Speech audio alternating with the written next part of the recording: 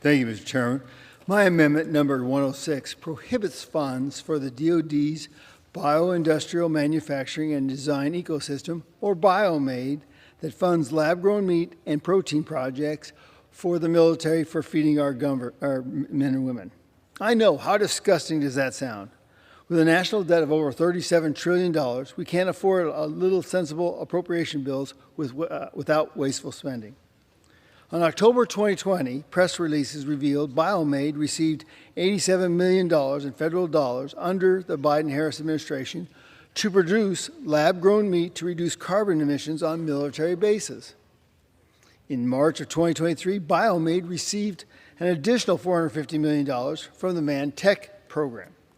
Let me just name a few of these projects these taxpayer dollars funded. One called Potential Benefit of Superbrewed Foods Sustainable Postbiotic Protein or Warfighter Health that produces lab-grown protein in shortened recovery times and improves the concentration of service members. Another, development of a sustainable low-cost oil process for heart-healthy DoD rations or producing oil from microalgae for service members, or alternative protein bars, a lab-grown protein derived from a microbiological agent similar to fungus. Yummy. This is the food that built America? I think not. Why do Marines, sailors, soldiers, guardsmen, and coasties need to have lab-grown meat when the U.S. is full of delicious beef? In fiscal year of 2022 alone, the DoD awarded more than $369 million in the U.S. for contracts for beef, $2.3 million of which was supplied by Phoenix, Arizona. Serving lab-grown meat over domestic beef or poultry rewards the government-funded bioindustry and punishes the American cattle ranchers, who have a far smaller so-called carbon footprint than these big corporations. In 2024, Florida and Alabama banned lab-grown meat to protect farmers and the cattle industry. This year, Mississippi, Montana, and Indiana followed suit. I ask my colleagues to end this experiment on our armed forces and support my amendment, number 106. With that, I reserve the balance of my time. Gentleman reserves. For what purpose does the gentleman from California seek recognition? I rise in opposition to the amendment. The gentleman is recognized for 5 minutes. I think there may be a misunderstanding about bioindustrial manufacturing, and what it is and what it's not. Bioindustrial manufacturing is not for cultivating meat. However, bioindustrial manufacturing is critical to energetics. And what are energetics? Such as hypersonic fuels, critical chemicals for munitions and missiles, and materials that literally increase the bang for the buck. In the 1980s, the United States developed what we called CL-20, one of the most powerful non-nuclear explosion chemicals ever created, but did not produce it at scale. China, unfortunately, found our research and then scaled production, and now the Chinese and Russian arsenals have this very powerful ingredient.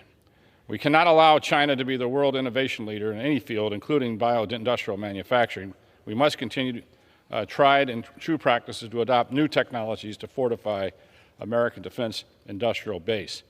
American lethality is degraded without bioindustrial manufacturing, and meanwhile, China and Russia benefit from American research, and that's got to stop. I may make a point here. BioMADE product is not a manufacturer, does not manufacture lab-grown meat. BioMADE has never funded research projects for lab-grown meat, has no current research projects on lab-grown meat, and has no plans to fund projects on lab-grown meat in the future. So I think we have a misunderstanding. We need this technology for our energetics, which we use in our explosion devices very effectively. And with that, I yield 2.5 minutes to the ranking member, the gentlelady from Minnesota. Gentlelady is recognized. Thank you, Mr. Chair. I rise in strong opposition to this amendment. Let me be clear, as the chairman was, BioMADE has never funded any efforts to develop or produce lab-grown meat for any purpose. The Rules Committee should not have made this amendment in order because it's just not germane to this bill. But let me tell you a little bit more about why this is important that this amendment be defeated. By preventing funding to the Biomanufacturing Design and Ecosystem Partnership, or BioMADE, this amendment would be a clear win for China. The Bipartisan National Security Commission on Emerging Biotechnology recently completed its comprehensive review on biotechnology's impact on national security, and it concluded China recognizes the immense military and commercial potential of biotechnology and biomanufacturing. China's made it a strategic priority, and they're quickly starting to ascend into dominance. To preserve our lead, we must take swift action to commercialize and scale back biomanufacturing here at home. These new technologies use the power of biological cells and systems to form complete chemistry. Complex issues. It'll enable us to onshore the production of critical chemicals, including those used in munitions and high-performance aviation fuel, as the chair mentioned, to develop new medical cures and treatments, and to produce them on demand near the front lines, to engineer biological sensors that could detect pathogens and chemical threats on the battlefield in real time, and then to better extract critical materials from domestic mining deposits to reduce our dependence on China for rare earth mining. And that, again, Mr. Chair, is why the National Security Commission report recommended that Congress support a network of manufacturing facilities to scale up bioindustrial production, including for defense needs. So BioMADE is a private-public partnership with nearly 300 members across 37 states. Its mission is to partner with industry to enable innovators to pilot new bioindustrial products and facilities across the country that are linked to regional supply chains and agricultural feedstocks, and train the future workers in this industry. To be clear, we should be accelerating BioMADE's efforts, not senselessly blocking them.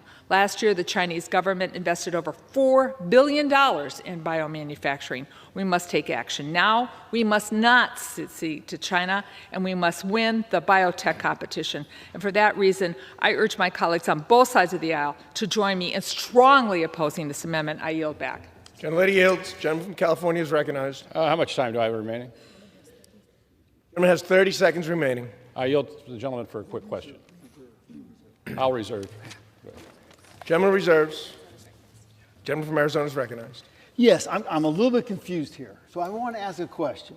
If we're doing good faith advertising to the American people, because that's what our job is, tell me why we would actually say potential benefit of super brewed foods, sustainable postbiotic protein, and warfighter health. That's awfully not what you're talking about. And then we're talking about the sustainable low-cost oil process for heart-healthy DoD rations. And then the other side's moniker to go low carbon, getting rid of cattle. Now you wonder why the cattle industry has problems in understanding why you're doing this. So I accept what the gentleman said in regards to what BioMADE is, but your truth in advertising fails dismally to the American public, because that's what it says here. I yield to the gentleman from Very quickly, our interests are energetics Here. that goes into explosion devices, which is primarily a big part of that is the BioMADE industry. Well, I'd love to see that all the money go to that aspect, but not to these substitutes for meat. Okay? I'm not interested in the substitute for meat. Yeah, I am interested in substitute because I don't think our warfighters should have to have that. And I would like people to make that distinction, even if it costs me the amendment. I yield back. Gentleman yields back. Gentleman from California. Yield back. Gentleman yields.